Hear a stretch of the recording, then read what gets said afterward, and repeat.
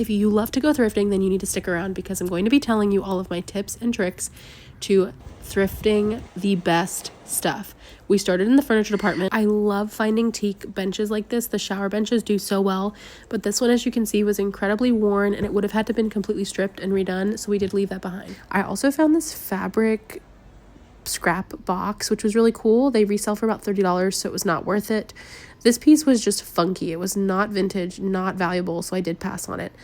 I looked at this candle holder and I thought it was really pretty, but Goodwill had a price of I think $18 on it and they don't resell for that much, so I couldn't pick it up.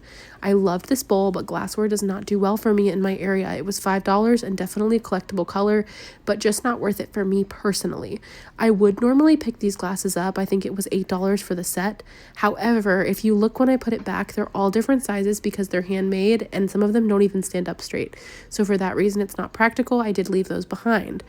I then moved on to the little trinkets in the kitchen area, and I found this whole collection of Coca-Cola boxes. If I was a person who sold on eBay, I would pick these up because they were $3 a tin, but they were just not worth it for me because I have an in-person store.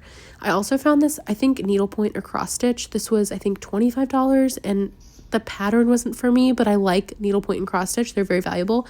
I then found this amazing pine table. This was well made, had dovetail and joinery that had been done, so I could tell it was really old because it didn't have any screws in it. I then found this antique piece. This antique piece is a little too traditional, so I did pass on it.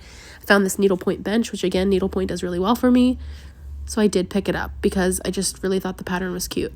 I then found this huge, for lack of a better word, urn. It was this giant vase, and I think it was so pretty. It was very heavy, and the wicker weaving is very classic and beautiful, and I love the natural touch because I live in Florida.